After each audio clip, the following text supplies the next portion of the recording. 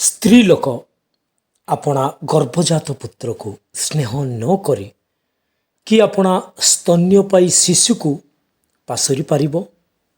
ହଁ, ଏମାନେ ପାଶୋରି ପାରନ୍ତି, ତଥାପି ଆମ୍ଭେ ତୁମ୍ଭକୁ ପାଶୋରିବା ନାହିଁ। ଏଇ ଯେଉଁ ସତ୍ୟତା ମୁଁ ପାଠ କଲି, ଆମେ ଦେଖିପାରିବା ବାଇବେଲର ଯେଶାୟା ପୁସ୍ତକ 49 ଅଧ୍ୟାୟ ତାର 15 ପଦରେ ଲେଖାଯାଇଛି। ଆଉ ଏହି ସତ୍ୟତା ଲେଖାଯାଇଛି, ଏହା ପ୍ରଭୁଙ୍କର ରୋବ, ପ୍ରଭୁଙ୍କର କଥା ବା ପ୍ରଭୁଙ୍କର ସତ୍ୟତା, ଯାହାକି ଆଜି ସମଗ୍ର ମାନବ ଜାତି ନିମନ୍ତେ, ଆଜି ମୋ ନିମନ୍ତେ, ଆପଣଙ୍କ ନିମନ୍ତେ, ସମସ୍ତଙ୍କ ନିମନ୍ତେ ଏହି ସତ୍ୟତା। ହଁ ପ୍ରିୟମାନେ, ଆମେ ଆମମାନଙ୍କର ଚିନ୍ତାରେ ଆଉ ଆମମାନେ ଭାବିଥାଉ ଯେ ଜଣେ ମା ସେ କେବେ ବି ନିଜ ପୁତ୍ର ସନ୍ତାନ ସନ୍ତତିକୁ ପାଶୋରି ପାରେ ନାହିଁ, ସ୍ନେହ ନ କରି ରହିପାରେ ନାହିଁ। କିନ୍ତୁ ଏଠାରେ ପ୍ରଭୁ ସେଇ ସତ୍ୟତା ପ୍ରକାଶ କରିଛନ୍ତି ଯେ ଜଣେ ଜନ୍ମ କଲା ଶିଶୁକୁ ମଧ୍ୟ ସେଇ ଜନ୍ମଦାତା ସ୍ତ୍ରୀ ଲୋକ ଗର୍ଭଜାତ ପୁତ୍ରକୁ ସ୍ନେହ କରି ନପାରେ, ଆଉ ସେ ସ୍ତନ୍ୟପାୟୀ ଶିଶୁକୁ ମଧ୍ୟ ସେ ପାଶୋରି ପାରିବ। ଏହା ହେଉଛି ସତ୍ୟତା। ଏଇ ଜଗତର ଯେଉଁ ବିଷୟ ଗୁଡ଼ାକ ଚାଲିଛି, ଏହା ହେଉଛି ନିରାଟ ସତ୍ୟ ବିଷୟ। ଆମେ ସାଧାରଣ ଭାବେ ମନା କରିଥାଉ, ଗୋଟିଏ ମା ନିଜ ପୁତ୍ର ସନ୍ତାନ ସନ୍ତତିକୁ ଭୁଲି ଯାଇପାରେ କହିଲେ ଆମେ କେବେ ବି ହେଇପାରିବନି ବୋଲି ଆମେ କହିଥାଉ।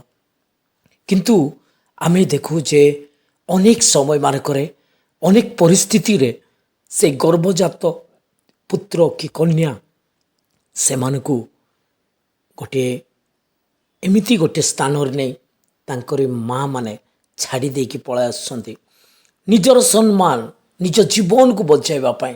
ଆଉ ସେ ଗର୍ଭଜାତ ପୁତ୍ର କି ସନ୍ତାନ ବି ବଞ୍ଚିଯାଉ ବୋଲି ସେମାନେ ଛାଡ଼ିକି ସେମାନେ ପଳାଇ ଆସୁଛନ୍ତି ଅନାଥ ଆଶ୍ରମ, ପୁଣି ବିଭିନ୍ନ ଜାଗା ଗୁଡ଼ାକରେ ଆମେ ଦେଖୁ ନ୍ୟୁଜ୍ ମାନଙ୍କରେ।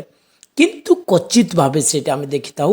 ତଥାପି ଏହା ସତ୍ୟ ଯେ ଗୋଟିଏ ସ୍ତ୍ରୀ ଲୋକ ଆପଣ ଗର୍ଭଜାତ ପୁତ୍ରକୁ ସ୍ନେହ ନ କରି କି ଆପଣ ସ୍ତନ୍ୟପାୟୀ ଶିଶୁକୁ ପାଶୋରି ପାରିବ।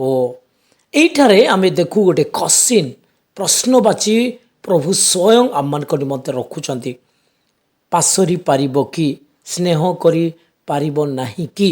ତେବେ ସେଠାରେ ପ୍ରଭୁ କହନ୍ତି, ହଁ ଏମାନେ ପାଶୋରି ପାରନ୍ତି, ତଥାପି ଆମ୍ଭେ ତୁମକୁ ପାଶୋରିବା ନାହିଁ।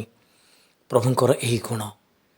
ପ୍ରଭୁ କେବେ ବି କୌଣସି ଅବସ୍ଥାରେ ସେ ଥାଉ, ପାପ ଅବସ୍ଥାରେ କିମ୍ବା ସମସ୍ୟା ଦେଇଯାଉ, ତାକୁ କେହି ବି ଯଦି ନ ପଚାରିଲେ ବି, କେହି ବି ଧ୍ୟାନ ନ ଦେଲେ ବି, ତାହା ପ୍ରତି କୌଣସି ମନୋଯୋଗୀ ନହେଲେ ବି ଜଣେ ଅଛନ୍ତି, ସେ ଏହା କହନ୍ତି, ଆମ୍ଭେ କେବେ ବି ପାଶୋରିବା ନାହିଁ କି ତୁମ୍ଭକୁ କେବେ ବି ପରିତ୍ୟାଗ କରିବା ନାହିଁ ବୋଲି ଆମେ ପ୍ରଭୁଙ୍କର ବାକ୍ୟରେ ଆମେ ଦେଖୁ।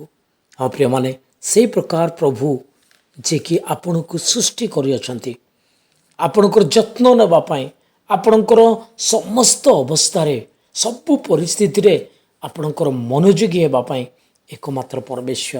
ଆଉ ସେ ଅର୍ଥାତ୍ ଆମମାନଙ୍କର ଉଦ୍ଧାରକର୍ତ୍ତା, ଆମମାନଙ୍କୁ ପ୍ରେମ କରୁଥିବା ପ୍ରେମମୟ ପ୍ରଭୁ ଏତେ ପ୍ରେମ କରନ୍ତି, ଏତେ ସ୍ନେହ କରନ୍ତି, ଏହି ଜଗତରେ ଥିବା ସମସ୍ତଙ୍କ ଅପେକ୍ଷା ଅଧିକ ପ୍ରେମ, ଅଧିକ ସ୍ନେହ ବାପା ମାଙ୍କ ଠାରୁ ବି ଆମମାନଙ୍କୁ ଅଧିକ ପ୍ରେମ କରୁଛି ବୋଲି ସେ କହନ୍ତି ତାଙ୍କର ବାକ୍ୟରେ।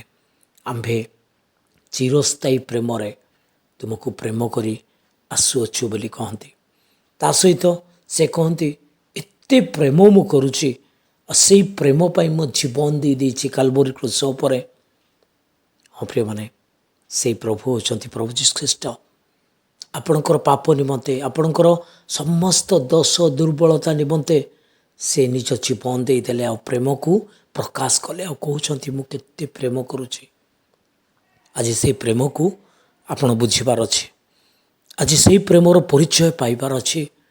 ହୁଏତ ସେଇ ପ୍ରେମ ଆମମାନଙ୍କୁ ଆଶ୍ଚର୍ଯ୍ୟ ଲାଗେ, କାରଣ ତାଙ୍କର ପ୍ରେମ ହିଁ ଆଶ୍ଚର୍ଯ୍ୟ ଅଟେ।